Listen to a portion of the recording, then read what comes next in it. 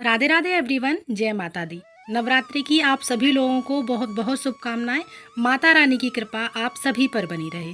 दोस्तों, नवरात्रि आने वाले हैं और आज की वीडियो में हम देखेंगे कि नवरात्रि की पूजा के लिए हमें किन किन सामग्री की आवश्यकता होगी।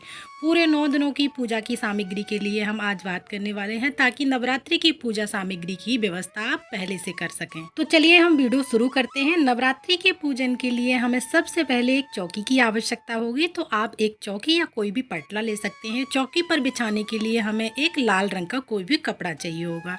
इसके बाद में हमें माता रानी की फोटो अथवा एक मूर्ति ले लेनी होगी। अगर आपके पास पूरा कपड़ा लाल नहीं है तो आप पुराना भी ले सकते हैं, उसको धो करके साफ करके आप बिछा सकते हैं। इसके बाद में हम माता रानी की कोई भी मूर्ति ले लेंगे। अगर आपके पास पीतल की मूर्ति है तो आप उसकी भी पूजा अर्चना कर सकते हैं, उनको स्थापित कर सकते हैं। तो मैंने यहाँ पर मिट्टी की माता रानी ले ली है। साथ ही आप कोई भी माता रानी की, अगर आपके पास मूर्ति नहीं है तो आप माता रानी की तस्वीर भी ले सकते हैं। और साथ ही हमें गणेश भगवान को भी विराजमान करना होता है चौकी पर, तो गणेश भगवान जी ले लेंगे हम, क्योंकि गणेश जी का पूजन भी हमें साथ में ही करना होता है। इसके बाद में हम पूजा की कुछ बेसिक चीजें ले लेंगे, जैसे दीपक ले लेंगे और पूजा के लिए बाती ले लेंगे। आप पूजा में जिस भी तरह की बाती जलाना पसंद करते हैं, लंबी या गोल, हम वो बातियां पूरे 9 दिन के लिए जो पर्याप्त हो जाएंगी उतनी हम बातियां ले लेंगे। साथ ही हमें ज्योति को जलाने के लिए आप घी जरूर ले लीजिएगा, तो मैंने यहाँ पर घी ले लिया है। और अखंड ज्योति जलाने के लिए एक हमें बड़ा सा दिया लेना है, अगर आप अखंड ज्योति जलाना चाहते हैं तो। और साथ में ही हम अखंड ज्योति की कॉटन की बाती भी ले लेंगे। आप चाहें तो बाती घर पर भी बना सकते हैं या आप मार्केट से भी खरीद कर ला सकते हैं। या अखंड ज्योति अगर आप जला रहे हैं तो आप एक प्लकर भी साथ में जरूर ले लीजिएगा, क्योंकि बाद में बहुत दिक्कत होती है और प्लकर की हमें आवश्यकता होती है। जब अखंड ज्योति जलाते हैं तो हमें बाती बढ़ाने के लिए उसकी जरूरत होती है। माता रानी को तिलक करने के लिए हम रोली ले लेंगे। वस्तु स्वरूपी समर्पित करने के लिए आप कलावा ले सकते हैं। आप एक धूप ले लीजिएगा। नवरात्रि की पूजा के लिए हमें कपूर जरूर से ले लेना है। इसके साथ ही आप इलायची ले लीजिएगा। हम पूजा के लिए लौंग भी ले लेंगे। लौंग आप साबुत लें, टूटी हुई लौंग हमें बिल्कुल भी नहीं लेनी है, यानी लौंग पर फूल बना होना चाहिए। और साथ में ही हम चावल ले लेंगे। तो चावल हमें थोड़े से ज़्यादा लेने हैं और साबुत चावल लेने हैं, क्योंकि जब हम कलश की स्थापना करते हैं तो उसके नीचे भी हमें अष्टदल कमल बनाकर कलश की स्थापना करनी होती है। और अपने सामर्थ्य अनुसार हम कुछ ना कुछ दक्षिणा जरूर ले लेंगे। अगर आप नवग्रह की स्थापना करना चाहते हैं तो हमें 9 सुपारी अलग से ले लेनी होगी। और एक हमें कलश स्थापना के लिए, कलश में डालने के लिए 1 सुपारी चाहिए होगी। तो आप इस तरह से 10 सुपारियां ले लीजिएगा। फिर आप, और अगर आप नवग्रह की स्थापना नहीं करना चाहते हैं तो सिर्फ आपको 2 सुपारी की आवश्यकता होगी। कलश में डालने के लिए हम गंगा जल ले लेंगे। ज्वारे बोने के लिए हमें एक मिट्टी का कोई भी बर्तन पात्र ले लेना है और साथ में ही मिट्टी भी ले लेंगे। आप चाहें तो घर के बर्तन में भी ज्वारे उगा सकते हैं। आप उस बर्तन को अच्छे से साफ कर लीजिएगा पहले, उसके बाद आप ज्वारे बो सकते हैं। कलश की स्थापना के लिए हमें एक कलश ले लेना है। आप कलश स्थापित करने के लिए मिट्टी का, तांबे का, पीतल का कोई भी कलश ले सकते हैं।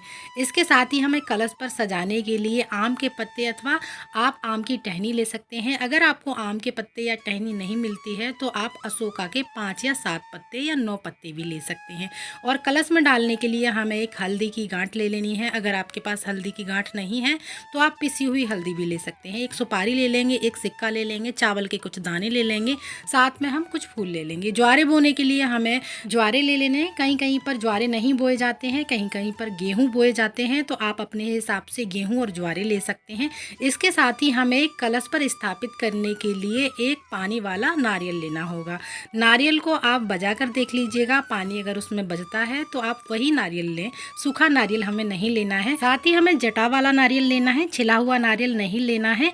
माता रानी को श्रृंगार समर्पित करने के लिए हम श्रृंगार का सामान ले लेंगे और 2 चुनरी हमें ले लेनी है। एक माता रानी को ओढ़ाने के लिए, दूसरा नारियल पर लपेटने के लिए। आप 2 चुनरी अलग से ले लीजिएगा। आप चाहें तो कलश पर कलावा भी लपेट सकते हैं। 2 पान के पत्ते ले लीजिएगा। अगर आपको मीठा पान मिल जाता है तो आप मीठा पान भी ले सकते हैं। हवन करने के लिए आप गाय के गोबर के उपले ले सकते हैं। और आप हवन करने के लिए आप कोई भी मिट्टी का कुंडा या कोई भी बर्तन ले सकते हैं, या कोई भी मिट्टी का आप पात्र ले सकते हैं। हवन करने के लिए हवन सामग्री ले लेंगे। पूजा के लिए अगर आपको फूल मिल जाते हैं तो फूल ले लीजिएगा, अगर फूलों की माला मिल जाती है तो आप फूलों की माला ले सकते हैं। माता रानी को फल समर्पित करने के लिए हम फल ले लेंगे, साथ में ही 1 लोटा जल ले लेंगे और हवन करने के लिए हमें यहाँ पर उपले की आवश्यकता होती है तो हम उपले भी ले लेंगे। हवन करने के लिए हमें हवन सामग्री की आवश्यकता होगी तो आप हवन सामग्री जरूर से ले लीजिएगा, साथ ही गोबर ले लीजिएगा। हमें लेने हैं वस्तु स्वरूपी कलावा, समर्पित करने के लिए हम कलावा ले लेंगे, धूप ले लेंगे, माचिस ले लेंगे। और अगर आप दुर्गा चालीसा का पाठ करते हैं तो आप दुर्गा चालीसा की कोई भी पुस्तक ले सकते हैं। साथ में ही अगर आप सप्तशती का पाठ करते हैं तो आप वो पुस्तक ले सकते हैं, और अगर आप नवरात्रि की व्रत कथा पढ़ते हैं तो वो पुस्तक भी आप ले सकते हैं। तो ये वो टोटल सामग्री है जो हमें नवरात्रि की पूजा के लिए चाहिए होती है, और ये टोटल वो सामग्री है पूरे 9 दिनों तक हमारी पूजा के लिए पर्याप्त रहती है।